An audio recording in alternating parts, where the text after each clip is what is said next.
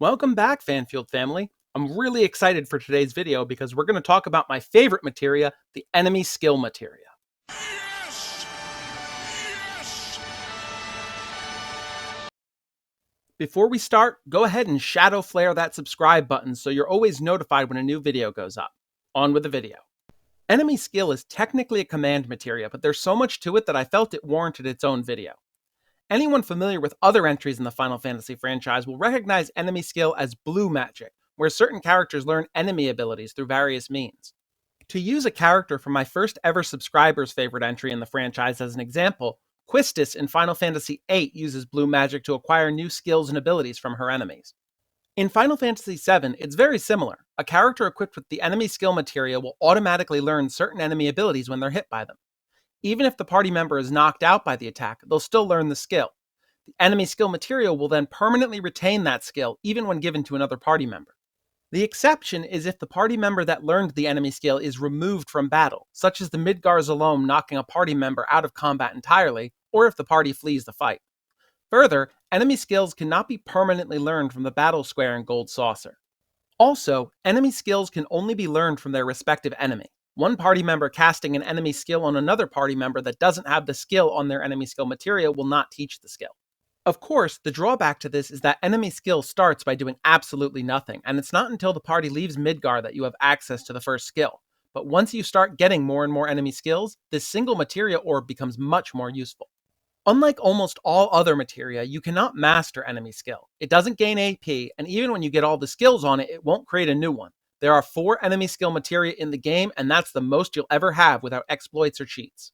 The 4 locations are in Hojo's lab after Red 13 joins the party, the inn in Junon, one of the houses in the Forgotten Capital, and the last is acquired by speaking with the Chocobo Sage's Chocobo. Some enemies must be manipulated with the Manipulate command to use their skill on the party, because generally, enemies will not use beneficial effects on the player's team. Finally, enemy skill cannot be paired with any support materia. It just doesn't work. There are 24 enemy skills in total, and some of them can be permanently missed if not acquired at the right time. I'll specially note any enemy skills that are missable. I'll discuss them in the order that the game displays them. First up is Frog Song. Frog Song costs 5 MP and inflicts the sleep and frog statuses on a single target. It can be learned from several enemies, the Touch Me, the Toxic Frog, and the Christopher.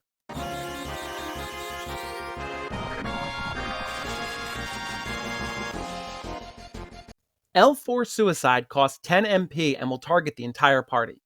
Any targets whose level is divisible by 4 loses 96.875 of their current HP and are afflicted with Mini. It can be learned from the enemy's Moo and Trick Play.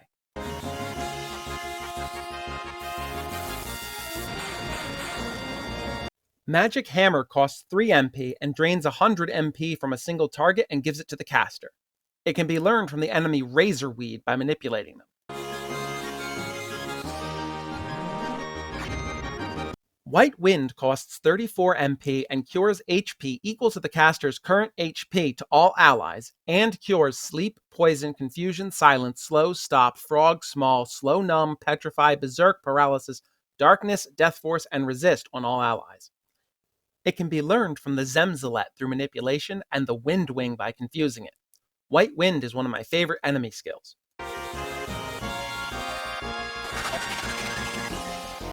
Big Guard costs 56 MP and gives all allies Haste, Barrier, and M-Barrier status. It can be learned from the enemy Beach Plug through manipulation. While the enemy Wolfmeister does use this skill, it cannot be confused or manipulated, so it cannot be learned from Wolfmeister.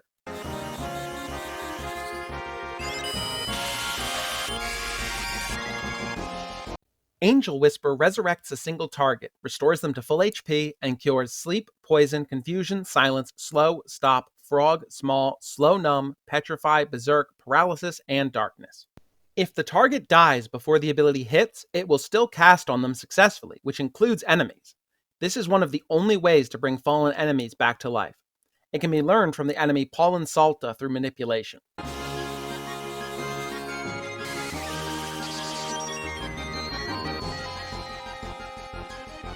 Dragon Force. No, not that Dragon Force. Costs 19 MP and raises the defense and magic defense of a single target to 150%. Dragon Force I said get out of here, you. You're going to get me a copyright strike. Dragon Force can be learned from the Dark Dragon by manipulation.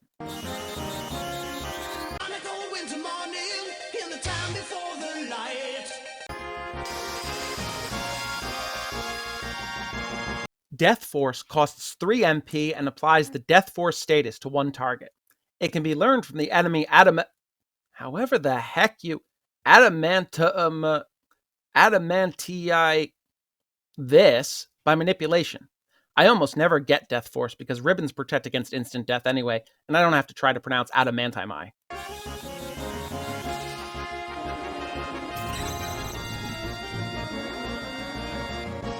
Flamethrower costs 10 MP and inflicts magical fire damage on a single target.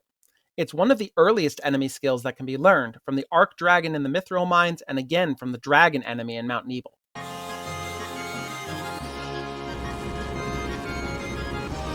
Laser costs 16 MP and is a gravity element attack on a single target, inflicting 50% of the target's current HP as damage.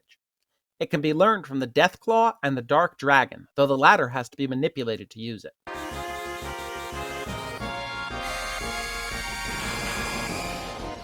Matra Magic costs 8 MP and is the first enemy skill the player can acquire. It deals minor non-elemental magical damage on all targets and can be learned immediately upon leaving Midgar from the custom sweeper enemy, as well as later from the Bull Motor and the Death Machine near Junon after acquiring the buggy.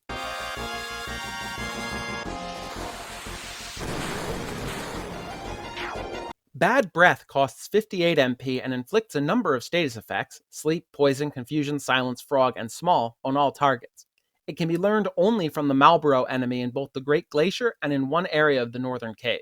There seem to be 2 different battle plans for the Malboro, and one of their AI scripts doesn't use Bad Breath.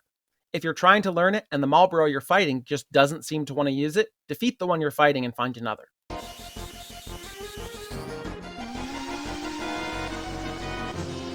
Beta costs 35 MP and deals massive fire element damage to all targets.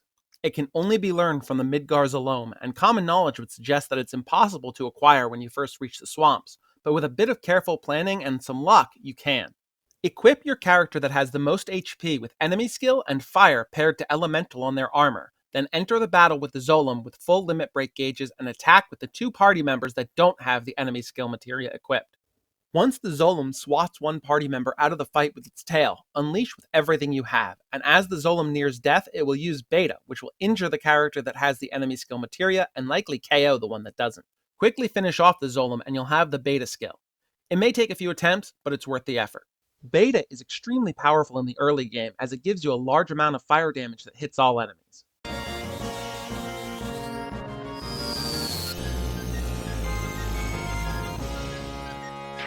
Aqualung costs 34 MP and deals massive water element damage to all targets. It can be learned from Genova Life, the Harpy, and the Serpent. It's useful as it's one of only a few attacks the party gets access to that deals water damage.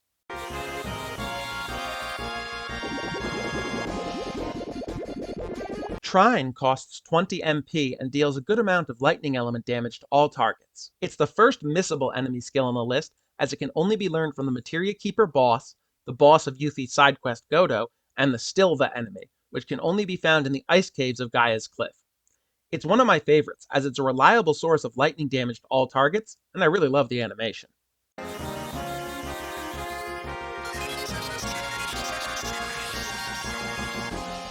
Magic Breath costs 75 MP and inflicts massive fire, ice, and lightning elemental damage on all targets. As always with multi-element attacks, bear in mind enemy resistances, immunities, and absorption. It can be learned from the Stilva enemy in Gaia's Cliff and from the Parasite in the Northern Cave through manipulation.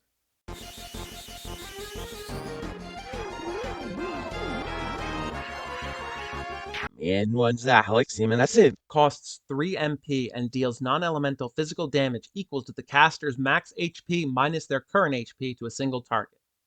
If you can find a way to get your HP to 1 before casting this, it can deal impressive amounts of damage for a very low cost, but it's usually not worth it. It can be learned from the Jersey and the Behemoth.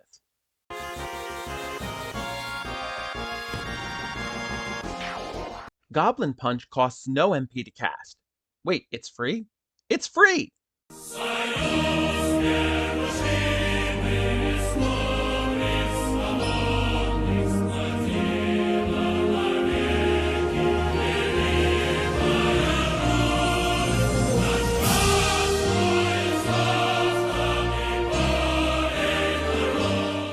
It deals low physical damage to a single target. If the target's level equals that of the caster, the damage is multiplied by 8. It can be learned from the Goblin.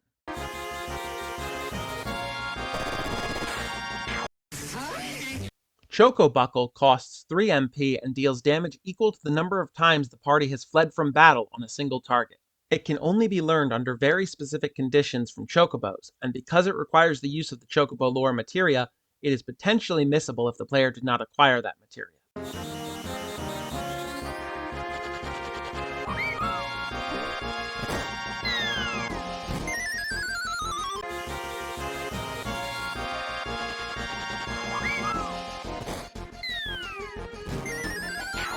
L5 Death costs 22 MP and inflicts instant death on all targets whose level is divisible by 5. It can be learned from the Parasite.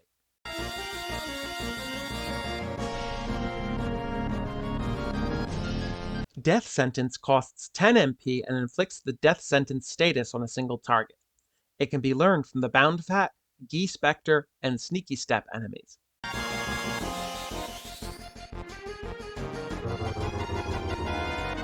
Roulette costs 6 MP and inflicts instant death on a random ally or enemy. It can be learned from the Death Dealer enemy.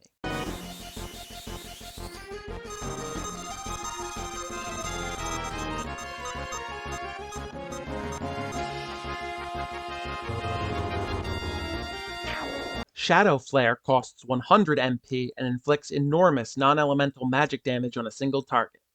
This is another of my favorites, both due to the sheer damage it deals and the really cool animation. It can be learned from Ultimate Weapon, Ruby Weapon, the Dragon Zombie, and the final boss, Safer Sephiroth.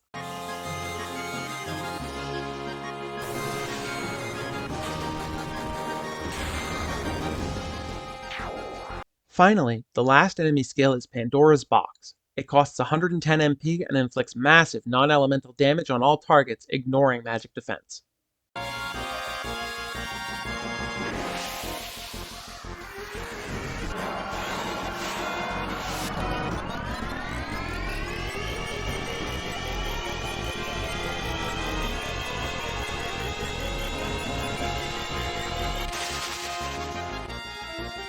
Pandora's Box is missable, mainly due to the one enemy that you can learn it from being the biggest f***ing that ever decided to f*** you over in a game. Sorry, I have to censor some of that.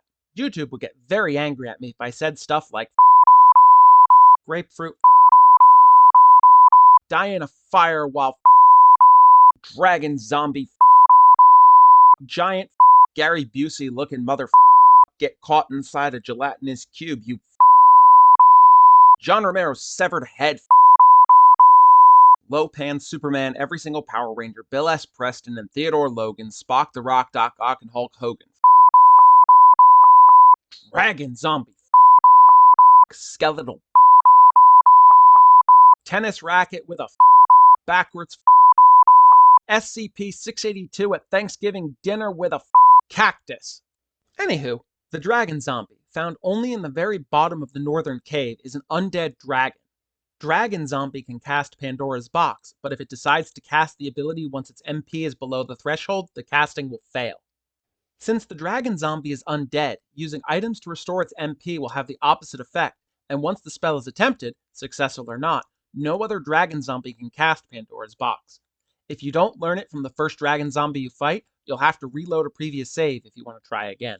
You can tell he's a real He's definitely earned that tirade of foul language that I, and likely many other players, have sent his way, but Pandora's Box does do a ton of damage, and, more importantly, ignores enemy defense, so in the end, I think it's worth it.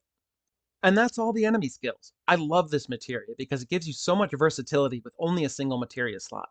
You have various elements for damage, healing, resurrection, restoration, draining enemy MP, non-elemental attacks, attacks that hit single targets, attacks that hit all targets, and more. Further, unlike most magic materia and summon materia, you don't suffer a penalty to your physical attack damage and your max HP for equipping it. It's also great that you don't have to learn every enemy skill. You can just seek out the ones that are useful to your playstyle. So, tell me down below what your favorite enemy skill is. I'd probably have to go with White Wind or Shadow Flare just due to their utility, but I think Trine has my favorite animation of the bunch. That's it for this series covering materia. Friday, we'll get into 2 videos on the optional super bosses, Emerald Weapon and Ruby Weapon, though I haven't decided what order to do them in.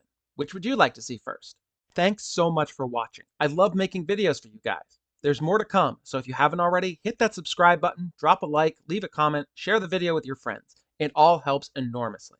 For now, that's it from me, but I'll see you in the next one.